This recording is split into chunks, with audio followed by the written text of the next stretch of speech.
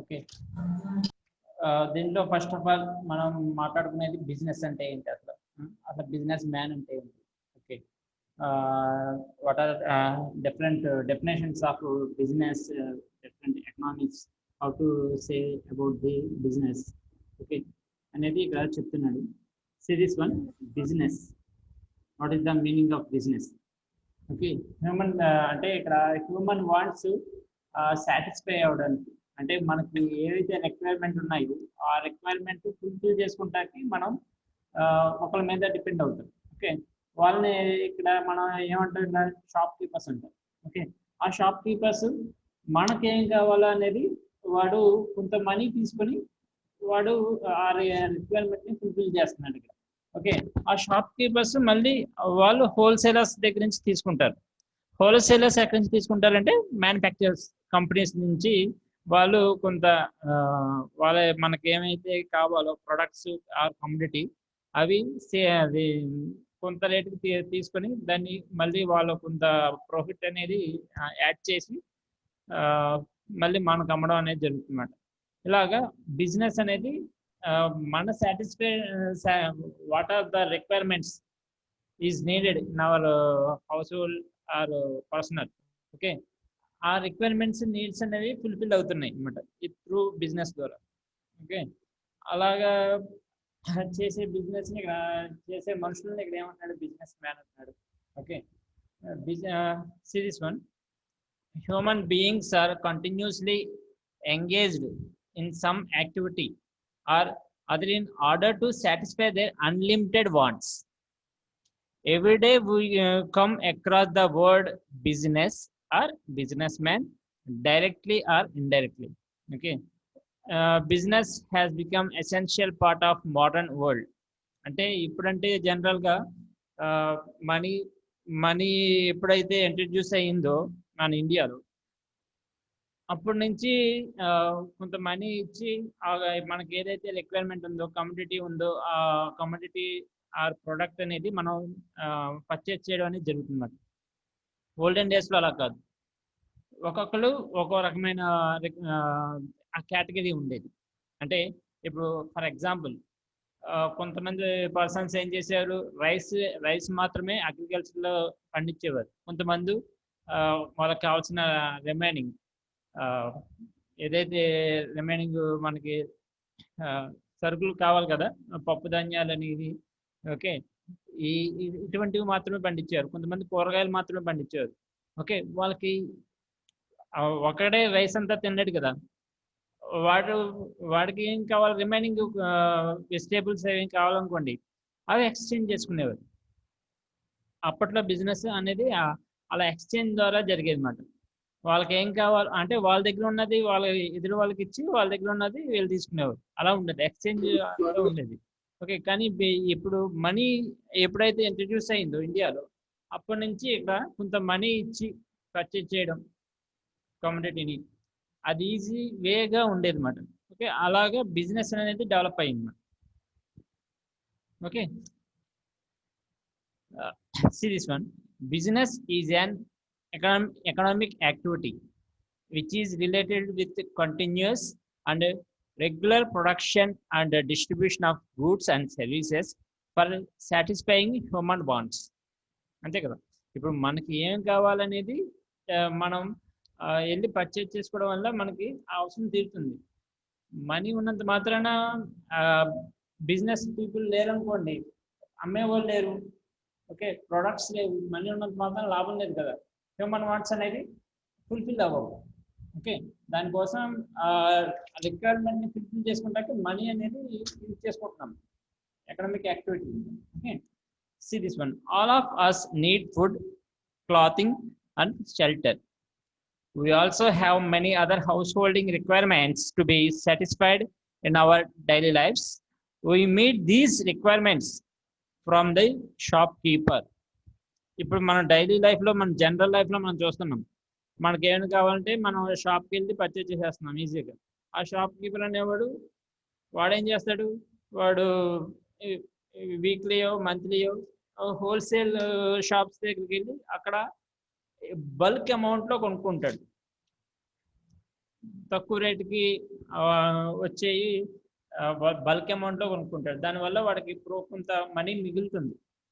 Okay, వాడు అంతేగాని వెళ్ళి పక్క షాప్లో కొనుక్కుంటే వాడికి ప్రాఫిట్ అనేది గెయిన్ చేయలేదు కదా. కాబట్టి వాడు ఏం చేస్తాడు, హోల్సేల్ షాప్కి వెళ్ళి అక్కడ పర్చేజ్ చేస్తాడు bulk amount.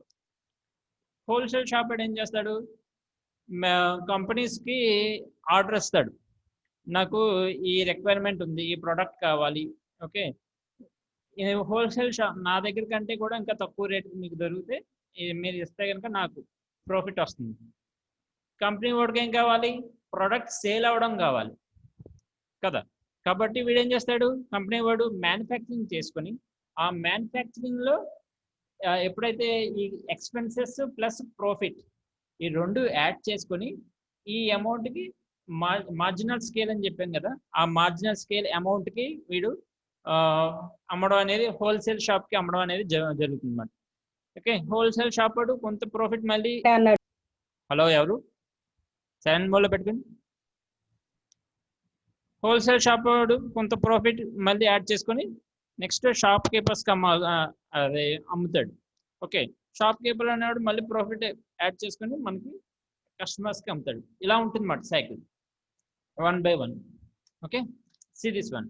The shopkeeper gets from wholesaler, the wholesaler gets from manufacturers, the shopkeepers, the wholesalers and the manufacturers are doing business and therefore they are called businessmen.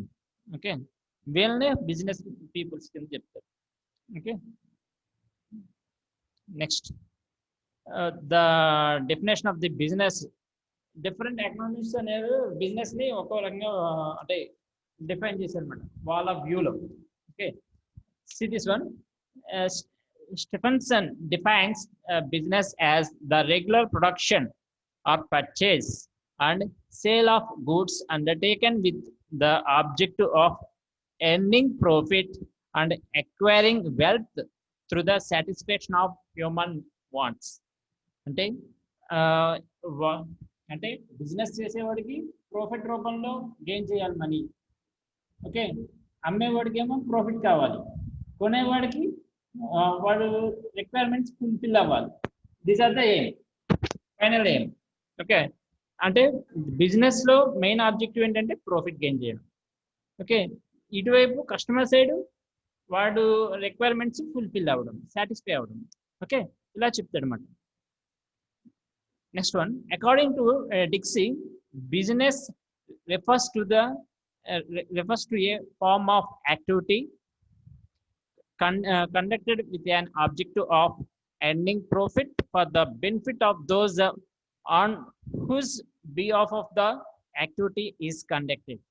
Okay, and next one is the Lewis Henry defines business as human activity directed towards producing or acquiring wealth through buying and selling of goods.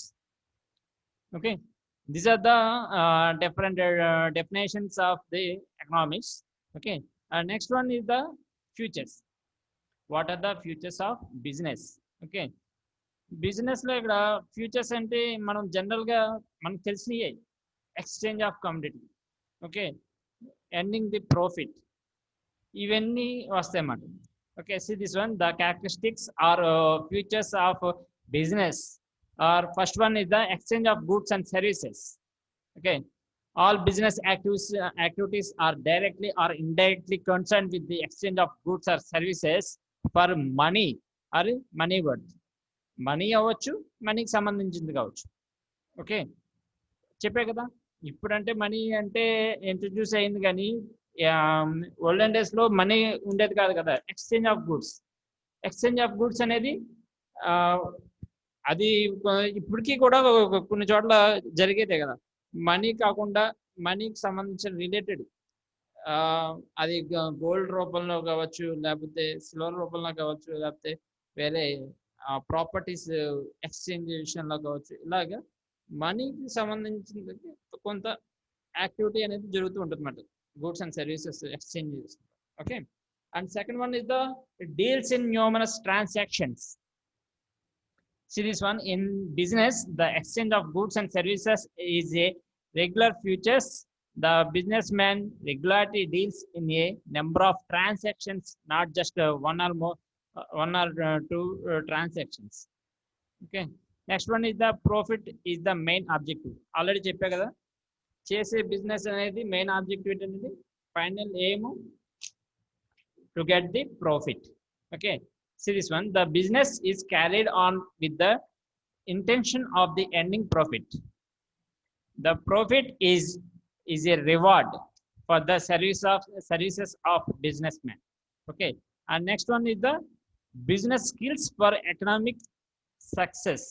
అంటే ఇప్పుడు ఎవరు పడితే వాడు బిజినెస్లో enter అవుతారు. Okay, enter అయిన తర్వాత అందరూ కూడా సక్సెస్ అవ్వలేదు. ఎందుకు అంటే ఇక్కడ మెయిన్ ఆబ్జెక్ట్, ఇక్కడ బిజినెస్లో సక్సెస్ అవ్వాలంటే బిజినెస్ స్కిల్స్ ఉండాలి. ఓకే, అంటే కస్టమర్కి టేస్ట్ అండ్ ప్రిఫరెన్స్ తెలుసుకోవాలి. ఓకే, స్ట్రాటజీస్ ఎలా చేంజ్ అవుతున్నాయో తెలుసుకోవాలి. ఆ స్ట్రాటజీస్కి తగ్గట్టుగా వాడు ప్రోడక్ట్ చేంజ్ చేయాలి. ఓకే, ఇవన్నీ కూడా డిపెండ్ అయి ఉంటాయి బిజినెస్ స్కిల్స్లో. ఓకే, అందుకే చెప్తున్నాడు ఇక్కడ business skills for economic success అని. Okay, see this one, anyone cannot run a business. To be a good businessman, one needs to have good business qualities and skills. A businessman needs experience and skills to run a business. Okay, and next one is the risk and uncertainties. Risk and uncertainties అంటే business అంటేనే రిస్క్తో కూడుకున్న పని. అంటే మనం ఇంత పెట్టుబడి పెడుతున్నాం, అది సేల్ అవుతుందా అవదా, ప్రాఫిట్స్ గెయిన్ చేస్తామా లేదా అనేది మనం చెప్పలేం. ఓకే, ఇప్పుడు కస్టమర్కి వరుసగా 10 షాపులు ఉన్నాయి, అందరూ ఇన్వెస్ట్మెంట్ పెట్టుకొని షాపులు పెట్టిన వాళ్ళే. కానీ కస్టమర్ అనేవాడు వాడు మూడ్ ఎలా ఉంటుందో, వాడు టేస్ట్ ఎలా ఉంటుందో, వాడు దానికి తగ్గట్టుగా వాడు ఏ షాప్కి వెళ్తాడో చెప్పలేం.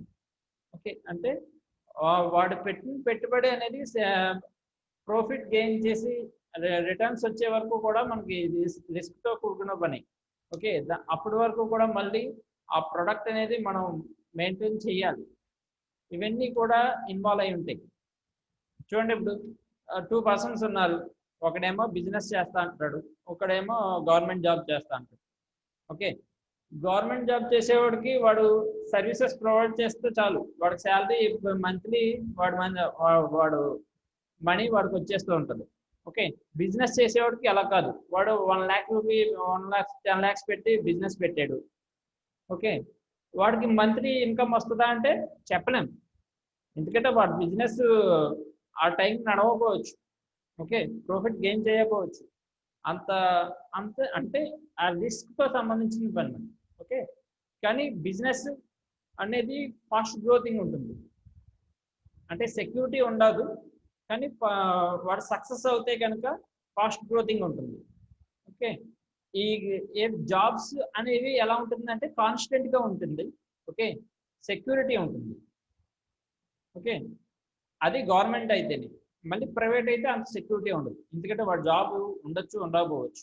ఓకే, గవర్నమెంట్ జాబ్స్ అయితే ఎలా ఉంటాయి, వాడికి సెక్యూరిటీ, అంటే వాడిని రిటైర్ అయినా కూడా వాడికి మనీ వస్తూ ఉంటుంది, వాడి జాబ్లో తీసినా కూడా వాడికి ఆఫ్ ద శాలరీ అనేది పే చేస్తుంది గవర్నమెంట్. ఓకే, ప్రైవేట్ సెక్టర్ అయితే అలా కాదు, నీ సర్వీసెస్ యూజ్ చేసుకున్నప్పుడు మాత్రమే నీకు శాలరీ ఇస్తుంది. ఓకే, నీ సర్వీసెస్ యూజ్ అవ్వట్లేదు అనుకోండి, తీసేస్తారు, తీసేసినప్పుడు వాడికి శాలరీ రాదు, సెక్యూరిటీ ఉండదు. అందుకే చాలా మంది గవర్నమెంట్ సైడ్ ప్రైవేట్ సైడ్ వెళ్తామని 2 క్వశ్చన్స్ వచ్చినప్పుడు కంపల్సరీ కొంతమంది గవర్నమెంట్ సైడ్ వెళ్ళడానికి ట్రై చేస్తారు, కొంతమంది ప్రైవేట్ సైడ్ కూడా వెళ్ళడానికి ట్రై చేస్తారు. అది ఎలాగా అంటే శాలరీ ఎక్కువ వచ్చినప్పుడు. అంటే వాళ్ళ ఆలోచన ఎలా ఉంటుంది, ఇప్పుడు సాఫ్ట్వేర్ సైడ్ వెళ్ళాలి అనుకున్నప్పుడు వాడి ఆలోచన ఎలా ఉంటుందంటే సాఫ్ట్వేర్లో ఒక 2 years వాడు జాయిన్ అవ్వడం ఒక 40,000కు, ఇప్పుడు ప్రజెంట్ అయితే 20-25,000 ఫ్రెషర్స్కి 18 నుంచి 25 ఈ రేంజ్లో ఇస్తారు. 1 or 2 years ఎక్స్పీరియన్స్ వచ్చిన తర్వాత సాఫ్ట్వేర్ ఫీల్డ్లో వాడికి ఆటోమేటిక్గా ఏమవుతుంది, హైక్ వస్తుంది. హైక్ అంటే 40కి వెళ్తాడు, తర్వాత 60కి వెళ్తాడు. విత్ ఇన్ 2-3 ఇయర్స్లోనే వాడికి 60,000 to 80,000 రేంజ్లోకి వెళ్ళిపోతాడు మన సాఫ్ట్వేర్. అందుకే ప్రైవేట్ సెక్టర్ సైడ్ అయినా కూడా ఎక్కువ శాలరీ వస్తుంది కదా, మనం చేసుకునేది ఒక ఒక 10 ఇయర్స్ చేసుకుని తర్వాత బిజినెస్ పెట్టుకోవచ్చు అన్న ఆలోచనలో కొంతమంది అటువైపు వెళ్ళడానికి ట్రై చేస్తారు ప్రైవేట్ సైడ్.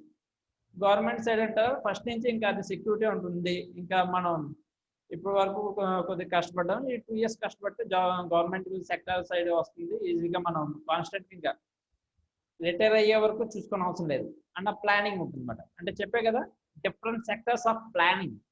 ఒకటి గవర్నమెంట్ సెక్టర్ సైడ్ వెళ్తే అప్ టు రిటైర్ అయ్యే వరకు కూడా కాన్స్టెంట్గా శాలరీ గెయిన్ చేయొచ్చు. ఓకే, సెక్యూరిటీ ఉంటుంది అండ్ ఒకటి. ఓకే, ప్రైవేట్ సెక్టర్ అయితే ఎక్కువ శాలరీ వస్తుంది. ఓకే, లిమిటెడ్ టైంలో మనం వర్క్ చేసుకుని తర్వాత నెక్స్ట్ తర్వాత బిజినెస్ చేసుకోవచ్చు.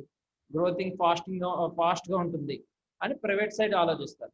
ఇంకా బిజినెస్ సైడ్ అంటారా, బిజినెస్ సైడ్ ఫస్ట్ నుంచి గ్రోతింగ్ అనేది సక్సెస్ అదే కరెక్ట్గా బిజినెస్ స్కిల్స్ బాగుండి వాడు కరెక్ట్గా చేసుకుంటే కనుక ఓకే, ఆ బిజినెస్ రిలేటెడ్ వాటి లైఫ్ కూడా గ్రోత్ అనేది చాలా ఫాస్ట్గా ఉంటుంది compare to government or private. Okay, కాకపోతే ఇక్కడ సెక్యూరిటీ ఉండదు. ఓకే, ప్రతి దాంట్లోనే అడ్వాంటేజెస్ డిసడ్వాంటేజెస్ ఉంటాయి. ఓకే, అలాగే దీంట్లో అడ్వాంటేజెస్ ఏంటంటే గ్రోత్ రేట్, సక్సెస్ అయితే కనుక గ్రోత్ రేట్ అనేది చాలా వ్యాస్ట్గా ఇంకా ఉంటుందన్నమాట, చాలా ఫాస్ట్గా ఇంక్రీజ్ అవుతుంది బిజినెస్లో. జాబ్లో అయితే అలా ఉండదు, గ్రోత్ రేట్ అనేది తక్కువ ఉంటుంది, కాకపోతే సెక్యూరిటీ ఉంటుంది. Okay, that is the difference between the business and job holder. Okay, and next one is the buyers and sellers. Every business transaction has minimum 2 parties, that is a buyer and seller. Okay, అంటే కొనేవాడు అమ్మేవాడు వీళ్ళిద్దరూ లేకపోతే అసలు business ఎక్కడ ఉంది. ఇప్పుడు కొనేవాడు ఉండి అమ్మేవాడు లేకపోతే business నడవదు. ఓకే, అమ్మేవాడు ఉండి కొనేవాడు లేకపోతే అప్పుడు బిజినెస్ నడవదు. వీళ్ళిద్దరూ ఉంటేనే బిజినెస్ అనేది మనకి ఇక్కడ జరుగుతుందన్నమాట. Okay, series 1, business is nothing but a contract or an agreement between the buyers and sellers. Okay, and next one is the connected with production. Series 1, business activity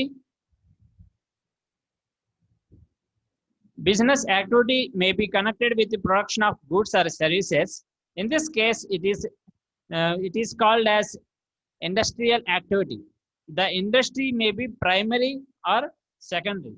okay, అంటే ఇప్పుడు మనం ఇందాక చెప్పుకున్నాం ఎగ్జాంపుల్,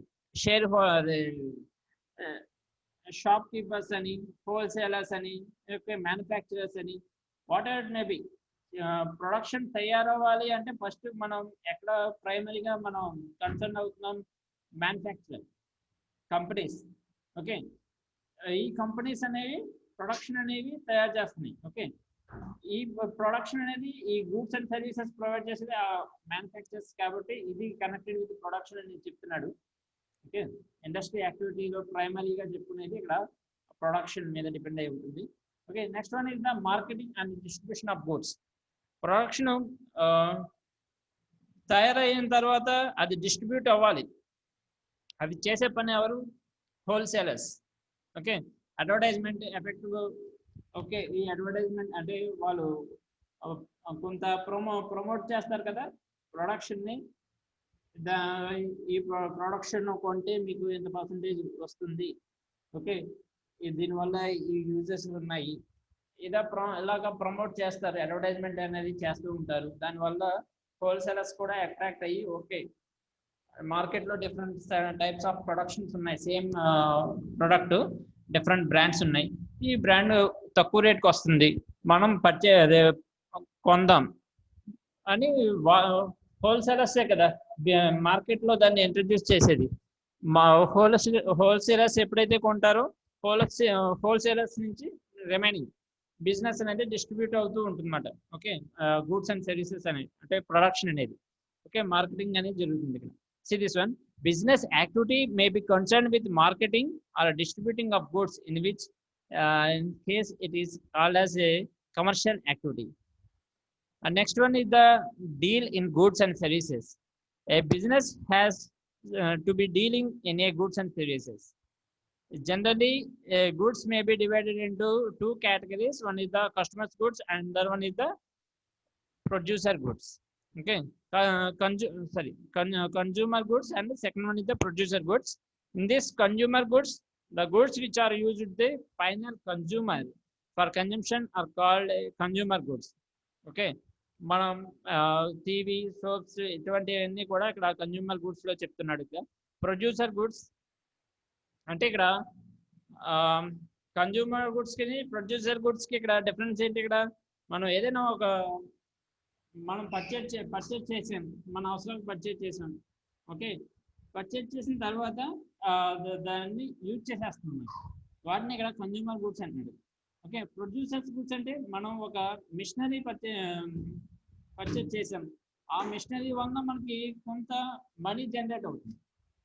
కొంత అంటే మనీ జనరేట్ అవ్వడం means వేరే product తయారు చేయడానికి ఉపయోగపడుతుంది. దానివల్ల ఇంకా కొద్దిగా ఎక్కువ లాభం అనేది మనకు రావడానికి ఛాన్సెస్ ఉంది. ఓకే, అటువంటి గూడ్స్ ని ప్రొడ్యూసర్ గూడ్స్ అంటున్నాడు. Series one, goods used by producer for further production are called producer goods. Machinery, example, machinery, equipment, etc. Thus, services are intangible but can be exchanged for the value, like providing transport, warehousing, and insurance services, etc. Okay, and next one is the to satisfy the human wants. The businessman also desires to satisfy the human wants through conduct of business. Okay, by producing and supplying various commodities, business try to promote consumer satisfaction. Okay, అంటే వాళ్ళకి అంటే customers కి ఏం అవసరం ఉన్నది ఏంటి అనేది వీళ్ళు కరెక్ట్గా ప్రమోట్ చేయగలగాలి ప్రొడ్యూసర్స్. అంటే ఇప్పుడు ఒక ప్రోడక్ట్ తయారు చేశాడు, దాని యూజర్స్ ఏంటనేది ప్రమోట్ చేయలేకపోతే కస్టమర్కి అది క్యాచ్ చేయలేదు. తనకు కావాల్సిన రిక్వైర్మెంట్ పర్టికులర్ ప్రోడక్ట్లో ఉందని వాడు తెలుసుకోలేడు, దానివల్ల వాడు ఆ ప్రోడక్ట్ పర్చేజ్ చేయలేడు. ఓకే, కాబట్టి ఇక్కడ ప్రమోట్ చేయాల్సిన బాధ్యత అయితే ప్రొడ్యూసర్కి ఉంది. Okay, at same time they get the profit కదా, కాబట్టి ఇక్కడ చెప్తున్నాడు. Okay, next one is the social obligations. Modern business is service oriented. Modern businessmen are conscious of their social responsibility. Today business is service oriented rather than the profit oriented. Okay, market లోకి enter అయిన తర్వాత అంటే ఎవరైతే అంటే ఇక్కడ service oriented అని ఎందుకు అంటాడు అంటే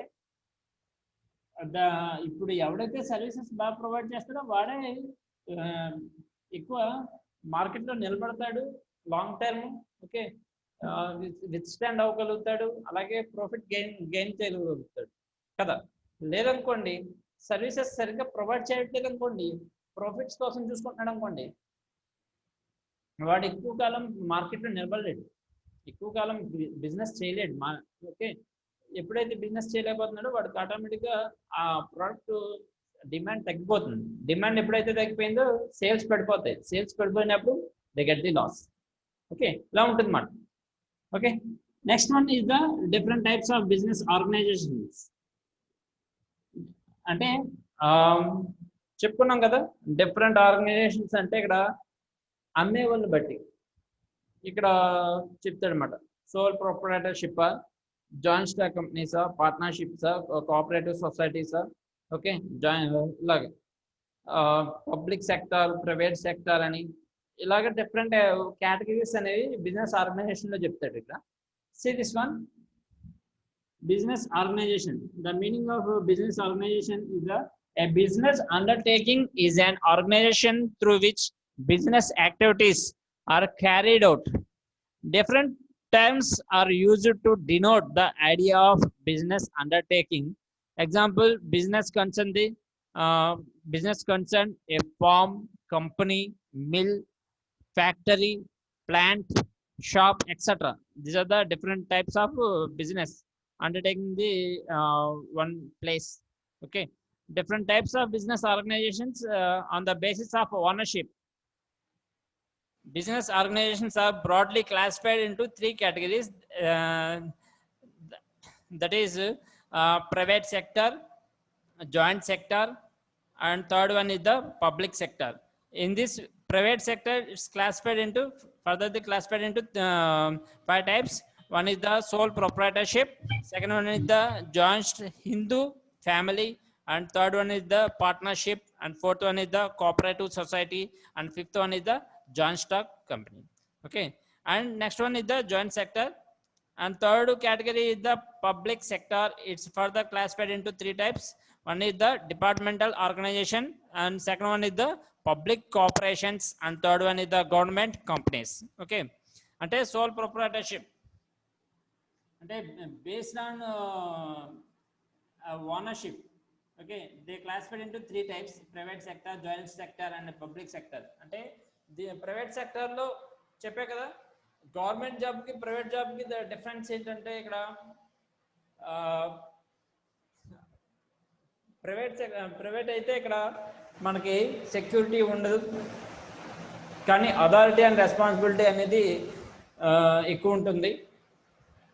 ఓకే, పబ్లిక్ సెక్టార్లో అథారిటీ అండ్ రెస్పాన్సిబిలిటీ అనేది తక్కువ ఉంటుంది, కానీ సెక్యూరిటీ ఉంటుంది.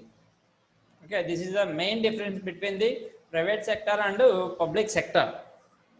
ఇంకా బేస్డ్ ఆన్ ఓనర్షిప్ అనేది ఇక్కడ sole proprietorship, joint Hindu family, partnerships, cooperative societies, joint stock company, ఇవన్నీ కూడా పబ్లిక్ సెక్టార్లోకే వస్తాయి, సారీ ప్రైవేట్ సెక్టార్లోకే వస్తాయి అన్నమాట. ఓకే, అంటే ఒకడే చేస్తాడా బిజినెస్, లేకపోతే ఇద్దరు కలిసి చేస్తారా పార్ట్నర్షిప్. ఓకే, కొంతమంది గ్రూప్ కింద ఫామ్ అయ్యి బిజినెస్ చేస్తారా, ఓకే, ఒక సొసైటీ కింద ఫామ్ అయ్యి చేస్తారా బిజినెస్ అనేది. ఇలాగా డిఫరెంట్ కేటగిరీస్ అనేవి చెప్తున్నాడు ఇక్కడ ప్రైవేట్ సెక్టార్లో. See this one, private sector enterprise. Okay, a private sector enterprise is a form of business that is owned, managed and controlled by an individual or group. ఇప్పుడే చెప్పా కదా. Okay, private sector enterprise are different types such as sole proprietorship, joint Hindu family, partnership, cooperative society, and joint stock company. And next one is the public sector enterprise. A public sector enterprise is one which is owned, managed and controlled by the central government or state government or any local authority. Okay, ఇప్పుడు చూడండి, ఇక్కడ public sector కంపెనీలో ఇక్కడ ఎవరైనా పెట్టుబడి పెట్టాలి, investment పెట్టాలి. ఇప్పుడు 2 కంపెనీస్ ఉన్నాయండి, ఒకటేమో ప్రైవేట్ కంపెనీ అండ్ దాని the public sector company. Okay, వీళ్ళిద్దరూ కూడా షేర్ హోల్డర్స్కి షేర్స్ అమ్మాలనుకుంటున్నారు. షేర్ హోల్డర్ అనేవాడు ఎక్కువ ఇంట్రెస్ట్ దేని వైపు చూపిస్తాడు, మ్యాక్సిమం ఏ షేర్స్ కొనడానికి, గవర్నమెంట్ షేర్స్ కొనడానికి ఇష్టపడతాడా, ప్రైవేట్ షేర్స్ కొనడానికి ఇష్టపడతాడా జనరల్గా. ఓకే, జనరల్గా షేర్ హోల్డర్ అనేవాడు గవర్నమెంట్ సైడే కొనడానికి ఎక్కువ ఇష్టపడతాడు షేర్స్ని. ఎందుకు కొంటాడు అంటే సెక్యూరిటీ ఉంటుంది, వాడు మనీ ఎక్కడికి పోవు, గవర్నమెంటే కదా ఇవ్వాల్సింది. ఓకే, ఎలాగో షేర్స్ హోల్డర్స్ వాళ్ళు షేర్స్ కొనేటప్పుడు బాండ్ పేపర్ ఉంటుంది అన్నమాట. ఓకే, కాబట్టి వాడు మ్యాక్సిమం ఎక్కడ షేర్స్ అదే మనీ ఎక్కడికి పోవన్న ఒక సెక్యూరిటీ ఉంటుంది గవర్నమెంట్ దగ్గర. అందుకే ఇప్పుడు ఎల్ఐసి కంపెనీ అని, ఓకే, కొన్ని గవర్నమెంట్ సెక్టర్ కంపెనీస్ ఎక్కువ కాలం నిలబడడానికి అదే కారణం. అంటే నమ్మకం ఉంటుంది. ఓకే, గవర్నమెంటే కదా ఇవ్వాల్సింది, గవర్నమెంట్ ఎక్కడికి తప్పించుకోవడానికి ఉండదు.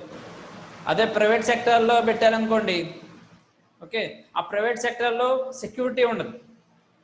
వాడు ప్రాఫిట్స్ వచ్చినంతసేపు ఓకే ఇస్తాడు, లాసెస్లో ఉన్నప్పుడు వాడి చేతిలో ఏముండదు, ఇంకా వాడు కంపెనీ ఎత్తేయచ్చు. ఓకే, ఎత్తేసి వేరే కంట్రీస్కి వెళ్ళిపోవచ్చు. మనం చూస్తున్నాం కదా ప్రజెంట్ టీవీలో. ఓకే, డిఫరెంట్ 2-3 పీపుల్స్ని మనం చూస్తున్నాం. వేరే బిజినెస్లో లాస్ వస్తుంది అనుకున్నా కూడా ఇంకా ఆ టైంలో ఆ బిజినెస్ క్లోజ్ చేసేసి వెళ్ళిపోవచ్చు. వాడిని మనం చేయడానికి ఏం ఉండదు ఇంకా. ఓకే, ఇలా ఉంటుంది అన్నమాట. సో సెక్యూరిటీ అనేది కొంత తక్కువ ఉంటుంది ప్రైవేట్ సెక్టార్లో. పబ్లిక్ సెక్టార్లో సెక్యూరిటీ అనేది నమ్మకం అనేది ఉంటుంది అన్నమాట. ఎందుకంటే గవర్నమెంట్ చేతిలోనే ఉంటుంది కాబట్టి. ఇలా ఒకవేళ లాస్ వచ్చినా కూడా దాన్ని గవర్నమెంట్ అనేది భరిస్తుంది. మనకి మినిమం షేర్ వాల్యూ అనేది వచ్చేటట్టుగా చేస్తుందన్నమాట. ఓకే, మొత్తానికి కంపెనీ క్లోజ్ అయితే చేసేది ఎలా ఉంటుంది. Series 1 public sector enterprise. అందుకే చూడండి, ఇప్పుడు మనం డిఫరెంట్ ఇక్కడ చూస్తున్నాం కదా ఎగ్జాంపుల్స్. పోస్టల్ అని ఇప్పటికీ కూడా పోస్టల్ దాంట్లో బాండ్స్ అనేవి పర్చేజ్ చేస్తూ ఉంటాం మనం. ఇన్కమ్ ట్యాక్స్ పే చేసే వాళ్ళు గట్రా బాండ్స్ అనేది పర్చేజ్ చేస్తూ ఉంటారు. అంటే వాళ్ళకి మనీ సేవింగ్ చేసుకుంటున్నారు. ఓకే, 5-6 ఇయర్స్ తర్వాత ఇప్పుడు ఒక 70,000 సేవ్ చేస్తున్నారు అనుకోండి పోస్టల్లో. 6 ఇయర్స్కి బాండ్ రాసుకుంటారు. ఆ 6 ఇయర్స్ 70,000 ప్లస్ ఆ నెంబర్ ఆఫ్ పర్సంటేజ్ అనేది యాడ్ అవుతుంది అన్నమాట. అంటే కొంత మనీ వాళ్ళకి సెక్యూర్ ఉంటుంది, వాళ్ళ మనీ ఎక్కడికి పోదు. ప్లస్ ఈ 6 ఇయర్స్ ఉంచినందుకు వాళ్ళకి ఎక్స్ట్రా మనీ ఒక 20,000 ఒక 30,000 అనేది వాళ్ళు గెయిన్ చేస్తారు. ఓకే, కాబట్టి ఇక్కడ చూడండి, ఇక్కడ పోస్టల్ అని రైల్వేస్ కూడా మంచి ప్రాఫిట్ వచ్చేదే మన ఇండియాలో. ఎందుకంటే నెంబర్ ఆఫ్ వీళ్ళు ఉంటారు కదా, ట్రాన్స్పోర్టేషన్ వాళ్ళు కావచ్చు, లేకపోతే పబ్లిక్ సెక్టర్ కాబట్టి అది యూజ్ చేసుకునే వాళ్ళు కావచ్చు. ఓకే, దానివల్ల ఎక్కువ ప్రాఫిట్లోనే నడుస్తూ ఉంటుంది రైల్వేస్. అంటే కొన్ని కంపెనీస్ని పబ్లిక్ అనేది వదులుకోదు, అవి under the control of the గవర్నమెంట్లోనే ఉంటాయి. ఓకే, ఎల్ఐసి అని, బిహెచ్ఈఎల్. ఓకే, అలాగే మనం శాటిలైట్ కంపెనీస్ శాటిలైట్స్ చూస్తున్నాం కదా, ఇస్రో. ఇటువంటి కంపెనీస్ని గవర్నమెంట్ కంట్రోల్లోనే ఉంచుకుంటుంది. ఓకే, ఇలాగ series 1 in a public enterprise, government contributes the whole or a major part of capital. Okay. Postal, railways, FCI and LIC and BHEL, etc. These are the examples of public sector enterprise. And next one is the joint stock enterprise. Joint sector enterprise. Okay, this type of enterprise is one which is owned and managed and controlled jointly by the private entrepreneurs and government.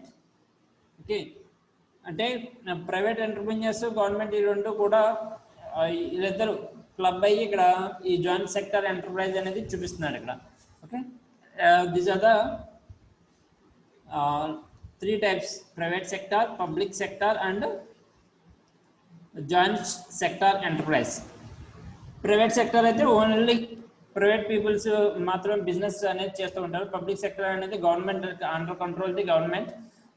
Joint sector అంటే both private sector and joint public sector ఈ రెండు కూడా club అయ్యి ఇక్కడ చేసే company టైప్ని ఇక్కడ joint sector enterprise అని చెప్తున్నాడు ఇక్కడ. Next one is the sole proprietorship. Okay, చెప్పా కదా క్లాసిఫికేషన్స్ ఆఫ్ ది బిజినెస్ ఆర్గనైజేషన్లో ప్రైవేట్ సెక్టర్లో ఫస్ట్ వచ్చేది సోల్ ప్రొప్రైటర్షిప్. మనం ఆల్రెడీ ఇది చెప్పుకున్నాం ఇక్కడ. అంటే ఇండివిజువల్గా బిజినెస్ చేసేవాడు. ఓకే, అలాగే కొంత గ్రూప్ ఫామ్ అయ్యి చేసేవాళ్ళు, ఇలాగా డిఫరెంట్ సెక్టర్స్ ఉంటాయని చెప్పే కదా. దాంట్లో first sole proprietorship. See this one.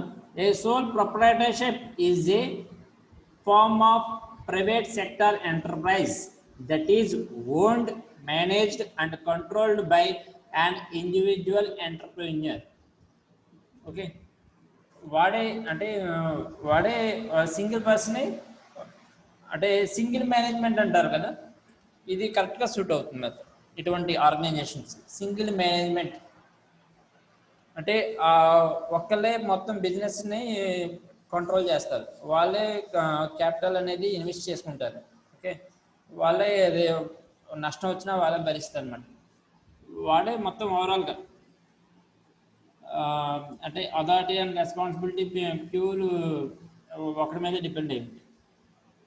See this one, the sole proprietorship arrange the finance, manage the business affairs, takes the profit or bears the losses.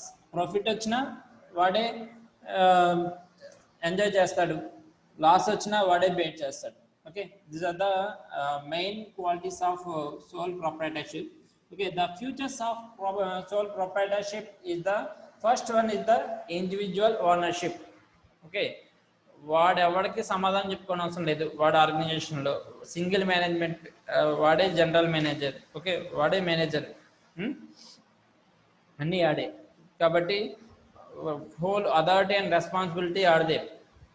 Okay, see this one, individual ownership. Sole proprietorship form of organization is owned by an individual. Okay, and second one is the individual management and control. It is the managed and controlled by the sole proprietor. ఇప్పుడు చెప్పిన దాంట్లోనే మొత్తం features అన్నీ వచ్చేస్తాయండి. ఇక్కడ finance కావచ్చు, liabilities కావచ్చు, okay okay, next ownership కావచ్చు, మేనేజ్మెంట్ అండ్ కంట్రోల్ కావచ్చు, what are it may be. Okay, these are the main features of sole proprietorship. And third one, next one is the individual financing, such as the organization is financed by the individual person. And next one is the unlimited liabilities. The liability of sole proprietorship is unlimited if the business assets are not sufficient to meet the business liabilities. His private assets are to be discharged the business liabilities. Okay, ఇప్పుడు అంటే personal life అంటూ ప్రైవేట్గా, private life, public life. ఇప్పుడు ఇటువంటి soul ప్రొప్రైటర్షిప్లో business loss వస్తుంది అన్నప్పుడు, business నిలబెట్టాలి అన్నప్పుడు వాడు ఏం చేస్తాడు, వాడి అదే సొంత ప్రాపర్టీస్ని కూడా బిజినెస్లో పెట్టేయాల్సి వస్తుంది అన్నమాట. బిజినెస్ పర్పస్ కోసం పెట్టేయాల్సి వస్తుంది. ఓకే, ఇది ఇండివిజువల్గా ఏమి ఉండవు వాడికి. ఎందుకంటే బిజినెస్ బాగా ప్రాఫిట్ వస్తుంది అనుకోండి, వాడు పర్సనల్ లైబిలిటీ ఏవైతే ఉన్నాయో ఆస్తులు అవి పెరుగుతాయి. ఒకవేళ లాస్ వస్తుంది అనుకోండి, ఆ బిజినెస్ వాడు చెప్పే కదా ప్రైవేట్ సెక్టర్ అని, వాడు వదిలేయచ్చు, క్లోజ్ చేసేయచ్చు. ఓకే, లేకపోతే కొంత టైం తీసుకున్న ఈ బిజినెస్ కంపల్సరీగా నిలబడుతుంది అంటే ప్రాఫిట్ రావడానికి అవకాశం ఉంది. ఓకే, కంపల్సరీగా మనం ఈజీగా మనం మళ్ళీ ప్రాఫిట్ గెయిన్ చేయగలం అని నమ్మకం ఉన్నప్పుడు కంపల్సరీగా వీడు ఏం చేస్తాడు, వాడు సొంత ఆస్తులను అన్నింటినీ కూడా మళ్ళీ బిజినెస్ కింద ప్రాపర్టీస్ కింద కన్వర్ట్ చేస్తాడు. ఆ టైంలో ఏం చేస్తాడు, వాడు సొంత ఆస్తులు అమ్మైనా సరే ఆ శాలరీస్ అనేవి ఇవ్వడం అనేది జరుగుతుంది వర్కర్స్కి. ఓకే, చెప్పే కదా డిఫరెంట్ ఫిక్స్డ్ కాస్ట్ అని, వేరియబుల్ కాస్ట్ అని చెప్పుకున్నాం కదా. అంటే ప్రొడక్షన్కి సంబంధించిన రా మెటీరియల్ పర్చేజ్ చేయడం జరుగుతుంది, మిషనరీ పర్చేజ్ చేయడం జరుగుతుంది. ఓకే, ఇలాగా ఓవరాల్గా ఏం చేస్తాడు, వాడు బిజినెస్ నిలబెట్టుకుని ఓవరాల్గా నెమ్మదిగా మళ్ళీ ప్రాఫిట్ గెయిన్ చేసి మళ్ళీ వాడు ఎప్పుడైతే ప్రాఫిట్ వచ్చినాయో వీడి ఆస్తులు పెరుగుతాయి, ఎప్పుడైతే లాస్ వస్తుందో వీడి ఆస్తులు తగ్గుతాయి. ఓకే, అంటే పర్సనల్ లైఫ్ పబ్లిక్ ఈ రెండు కూడా లింక్ అయ్యి ఉంటుంది అన్నమాట దీంట్లో. Next one is the minimum government regulations. These are the minimum government regulations to set up such form of organizations. Okay,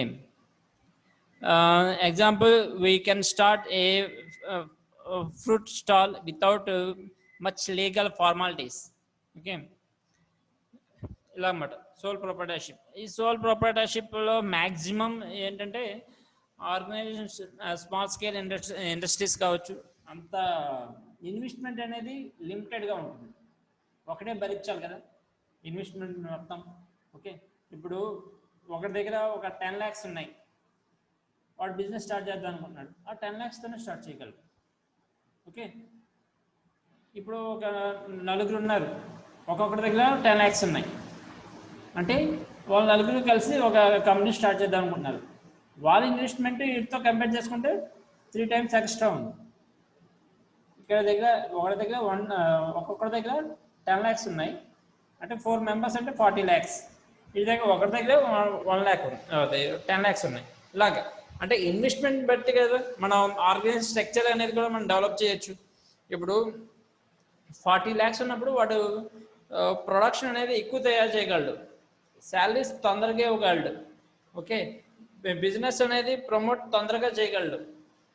money బట్టే కదా, రా మెటీరియల్ కావచ్చు, మిషనరీ కావచ్చు, అన్నీ కూడా ఇన్వెస్ట్మెంట్ బట్టి కదా డిపెండ్ అయి ఉంటుంది బిజినెస్ అనేది స్టార్ట్ చేయడానికైనా. ఓకే, ఇలా ఉంటుందన్నమాట. దీంట్లో లిమిటెడ్గా ఉంటుందన్నమాట సోల్ ప్రొప్రైటర్షిప్. కాకపోతే దానికి ఉండే అడ్వాంటేజ్ దానికి ఉన్నాయి జాయింట్ స్టాక్ కంపెనీకి.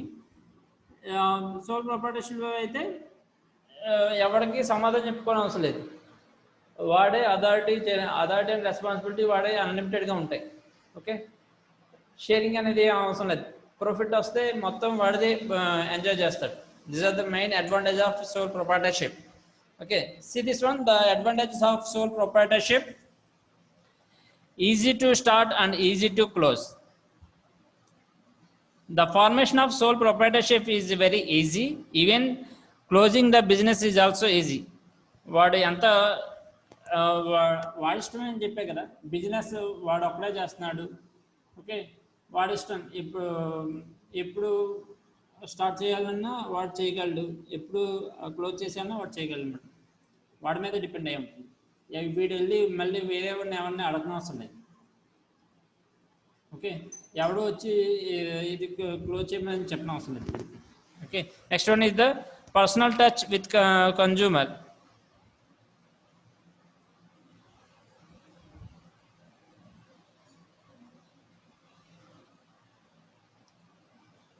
Personal touch with consumer. It is the possible for the sole proprietorship to have a personal contact with the customer and understand his taste and preferences and maintain the required stock.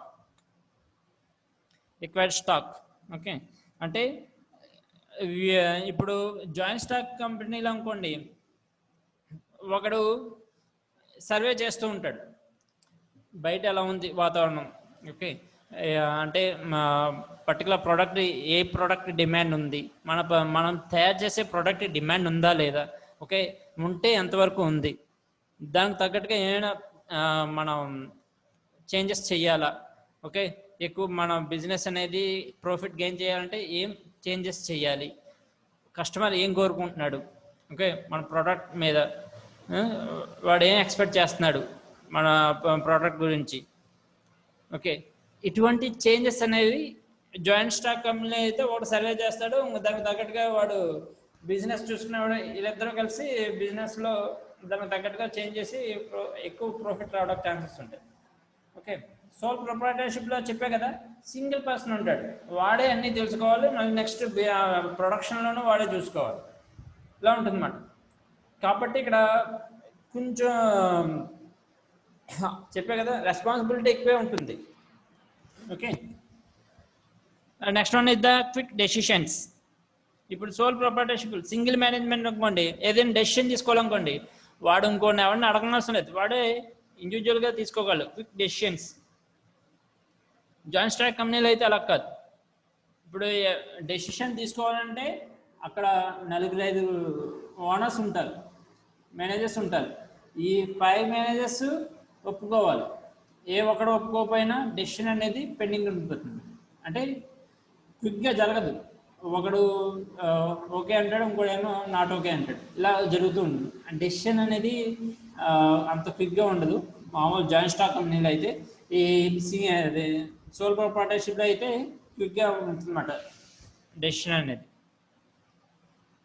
See this one, sole proprietor is the owner of the business, so there is no need to consult any other person before taking any decision regarding his business.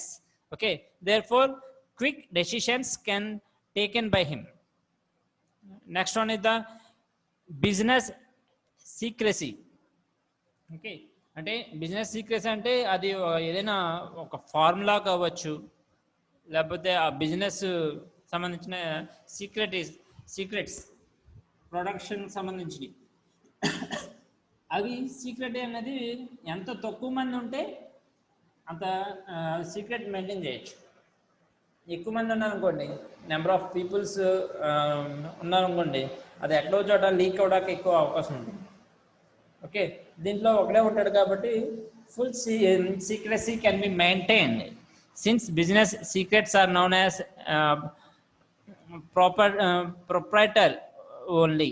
Okay, next one is the total control. The ownership, management and control are in the hands of the sole proprietor, and hence it is easy to maintain the hold on business. Next one is the sole beneficiary of profits. Okay, profits వాడు enjoy చేస్తాడు, వాడే profits వచ్చినాయి, వాడే benefit పొందుతాడు ఓవరాల్గా. Okay, sole proprietorship.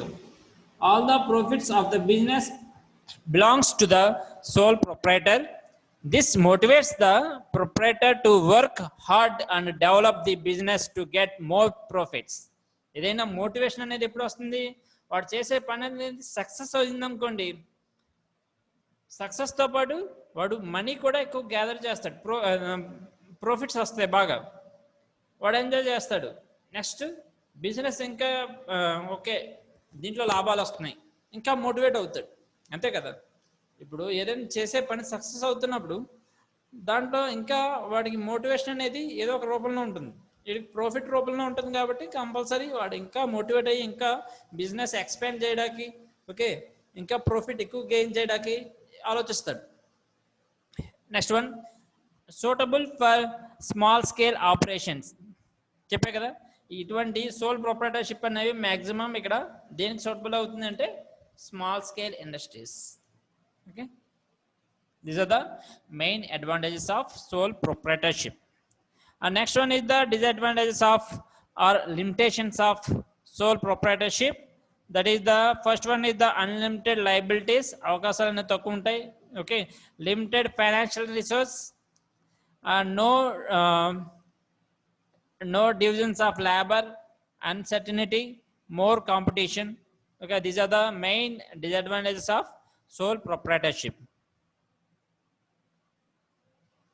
Okay, సరే, next క్లాస్లో remaining different types of business organisation structures చెప్పుకుందాం. Okay, thank you.